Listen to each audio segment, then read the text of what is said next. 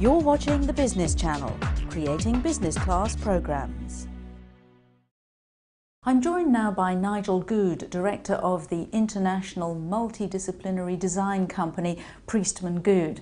Now, first of all, that sounds very grand, multidisciplinary design. What does it mean? Well, basically it means that we work in lots of different areas. So instead of just focusing on, say, product design, which was our original core interest, we've really now gone into lots of other things in terms of transportation design, hotel design, environments, but also we do an awful lot of high technology products as well.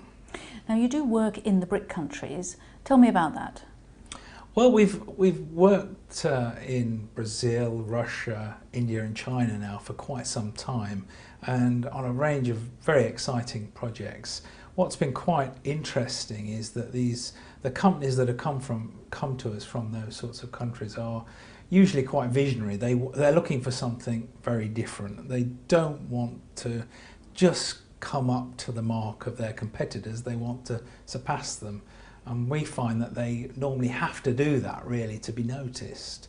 So for instance, in Brazil, we're working for the major airline. We're also working for the major designer and supplier of aircraft, Embraer. And in India, we've been working for two of the major airlines there, very different feel and personalities. One is Jet Airways and the other is Kingfisher. Within China, it's very exciting developments. We've been working for Sifang, who are the leading train manufacturer over there, for 2 years.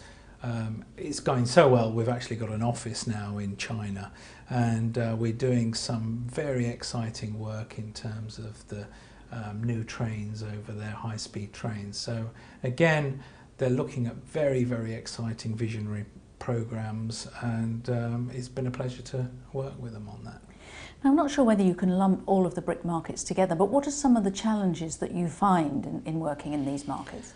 Some of the biggest challenges is with a lot of companies that are really not used to using designers but are very enthusiastic, and that really has been down to communication. So what tends to happen, what we do is that the designers are really a very good focus for the whole program. So we're working really as the hinge pin between the suppliers, the designers and the company. So keeping it all really together. So that's one of the key things. And I think the other thing is really making the most out of the cultural aspects of the project. Obviously, design is very much an area which is now homogenized. There's global, and companies really want to find something that really differentiates them from their competitors. So the work that we do is really honing down of what their customers really want, and looking at not just necessarily the immediate product that we're designing. So for an aircraft, it may be the airline's buying some new aircraft and we need to do the insides of those aircraft, but we're looking at the whole gamut of how the passenger turns up at the airport, how they buy their ticket, what's their view of the airline when they're waiting in the queue, how they get to the lounge. So it's that complete passenger journey, and that's really one of the sort of the key elements in that. Now, the other founding director of Priestman and Goode is Paul Priestman, who's with me now. Now, do you think we're all starting to see design as more of an essential rather than just a nice, pretty add-on? Yeah, I strongly believe design has come of age, and it's now absolutely part of any development of a product or a service. It's there as a strategic tool to enable companies to move into new markets, protect their market, and it's part of the whole process of any business now. To me, design is always about making something better. It's not just styling, it's not just making something pretty. And working in the public transport sector is immensely rewarding, because millions of people experience our design every day, and it's to do with making the experience better and getting people out of their cars and out of using short-haul air travel, which I find immensely rewarding. But design is a strategic tool, and it's part of a company structure now, and it has to be to allow them to export and to grow.